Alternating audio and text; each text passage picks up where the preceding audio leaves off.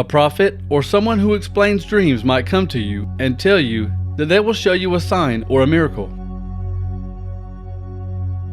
And the sign or miracle they told you about might come true. Then they might ask you to follow other gods you don't know, and say to you, "Let's serve these gods." Don't listen to them, because the Lord your God is testing you. He wants to know if you love Him with all your heart and all your soul. You must follow the Lord your God, respect Him, obey His commands, and do what He tells you. Serve the Lord your God and never leave Him. Also, you must kill that prophet or person who explains dreams, because they told you to turn against the Lord your God. And it was the Lord your God who brought you out of the land of Egypt, where you were slaves. They tried to pull you away from the life He commanded you to live, so you must kill them to remove this evil from your people.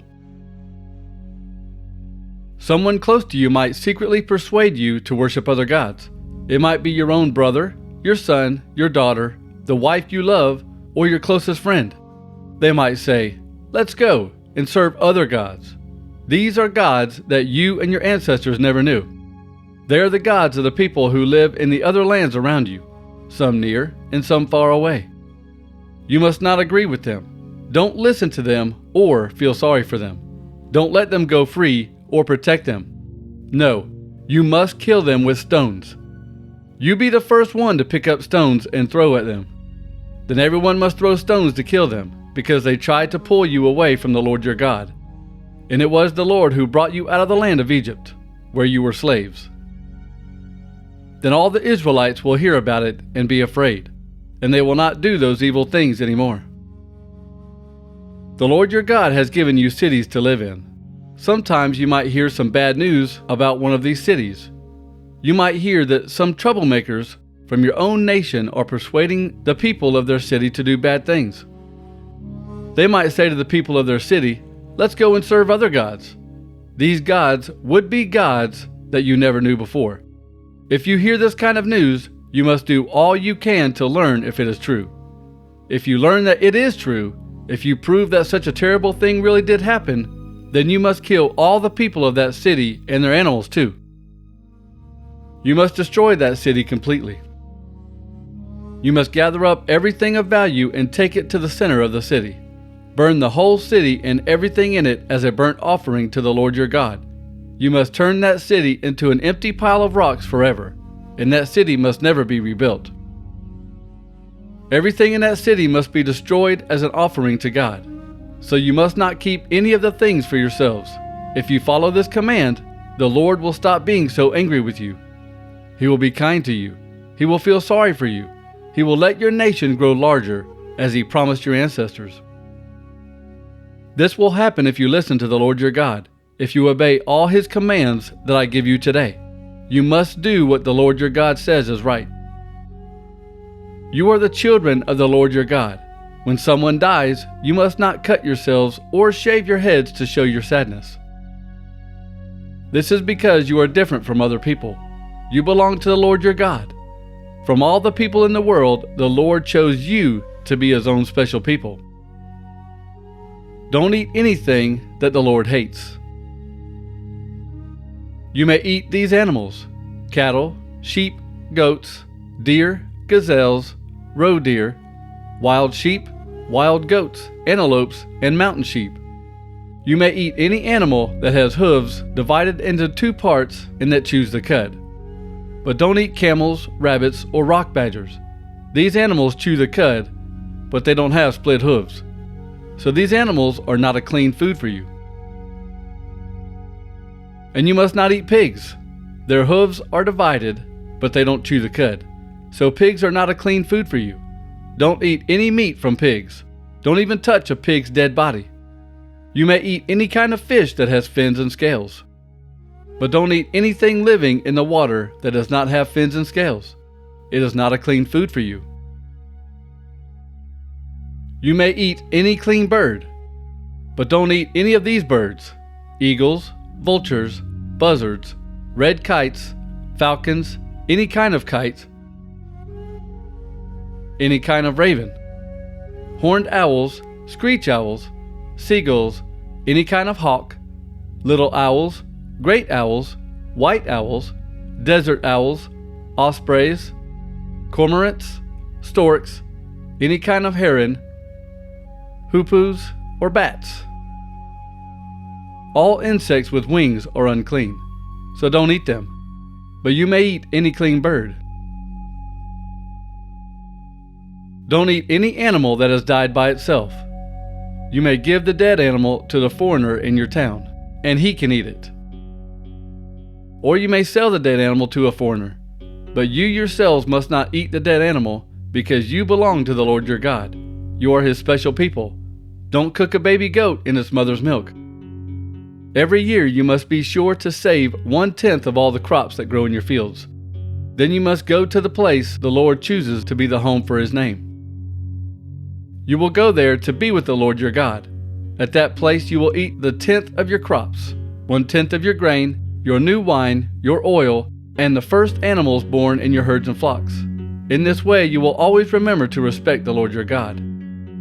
But that place might be too far for you to travel.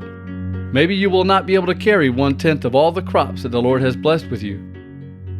If that happens, sell that part of your crops and take the money with you to the special place the Lord has chosen.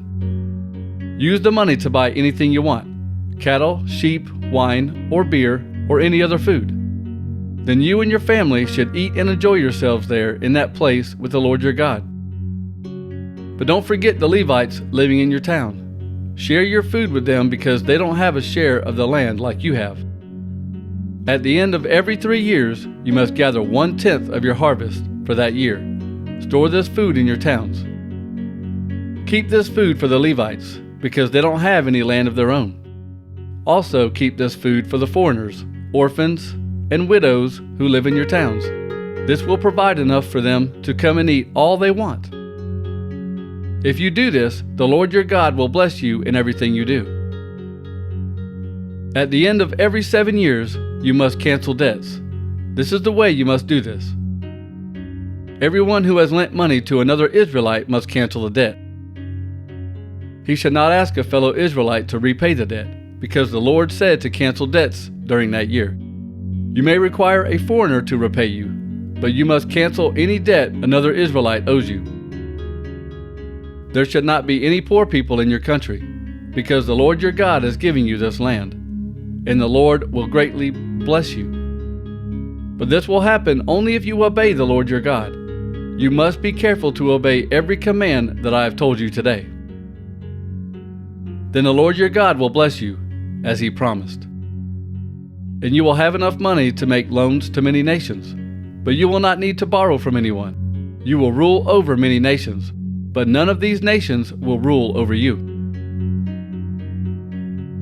When you are living in the land the Lord your God is giving you, there might be some poor people living among you. You must not be selfish.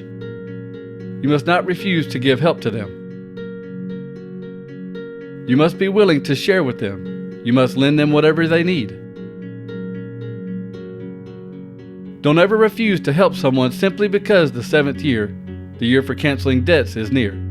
Don't let an evil thought like that enter your mind. You must never have bad thoughts about someone who needs help. You must not refuse to help them. If you don't help the poor, they might complain to the Lord and he will judge you guilty of sin. So be sure to give to the poor. Don't hesitate to give to them because the Lord your God will bless you for doing this good thing. He will bless you in all your work and in everything you do. There will always be poor people in the land. That is why I command you to be ready to help your brother or sister. Give to the poor in your land who need help. You might buy a Hebrew man or woman to serve you as a slave. You may keep that person as a slave for 6 years, but in the 7th year, you must let that person go free. But when you let your slave go free, don't send him away with nothing. You must give him some of your animals, grain, and wine. The Lord your God blessed you and gave you plenty of good things. In the same way, you must give plenty of good things to your slave. Remember, you were slaves in Egypt, and the Lord your God set you free. So that is why I am giving you this command today. But one of your slaves might say to you, "I will not leave you." He might say this because he loves you and your family and because he has a good life with you. Make this servant put his ear against your door and use a sharp tool to make a hole in his ear. This will show that he is your slave forever. You must do this even to the women slaves who want to stay with you. Don't regret letting your slave go free. Remember, he served you 6 years for half of what you would have paid a hired worker. The Lord your God will bless you in everything you do. All the first male animals born in your herd and flock are special. You must give them to the Lord. Don't use any of these animals for your work, and don't cut wool from any of these sheep. Every year, you must take these animals to the place the Lord your God will choose. There, with the Lord, you and your family will eat these animals.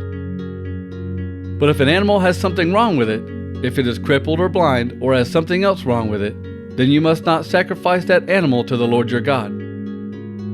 But you may eat the meat from that animal at home. Anyone may eat it, people who are clean and people who are unclean. The rules for eating this meat are the same as the rules for eating gazelles and deer.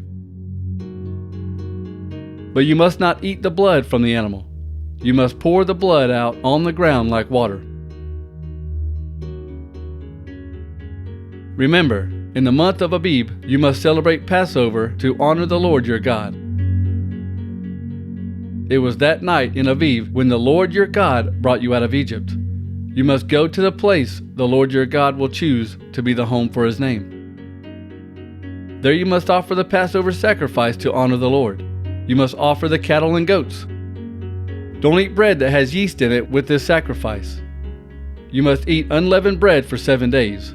This bread is called bread of trouble. It will help you remember the troubles you had in Egypt. Remember how quickly you had to leave that country. You must remember that day as long as you live.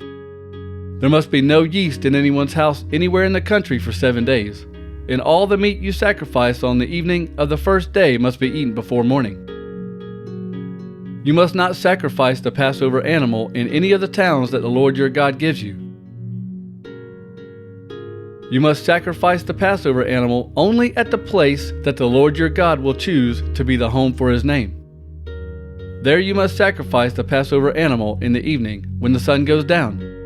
This is the festival when you remember that God brought you out of Egypt. You must cook the meal and eat it at the place the Lord your God will choose. The next morning you may go back home. You must eat unleavened bread 6 days. On the 7th day you must not do any work. On this day the people will come together for a special meeting to honor the Lord your God. You must count 7 weeks from the time you begin to harvest the grain. Then celebrate the festival of harvest for the Lord your God. Do this by bringing him some special gift you want to bring. Decide how much to give by thinking about how much the Lord your God had blessed you.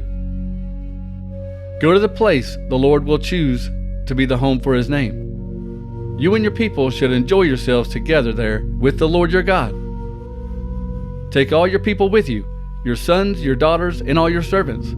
And take the Levites, foreigners, orphans, and widows living in your towns. Remember, you were slaves in Egypt, so be sure to obey these laws. 7 days after you have gathered your harvest in from your threshing floor and from your winepress, you should celebrate the festival of shelters. Enjoy yourselves at this festival, you, your sons, your daughters, all your servants, and the Levites, foreigners, orphans, and widows living in your towns. Celebrate this festival for 7 days at the special place the Lord will choose. Do this to honor the Lord your God. The Lord your God blessed your harvest and all the work you did, so be very happy. 3 times a year all your men must come to meet with the Lord your God at the special place he will choose.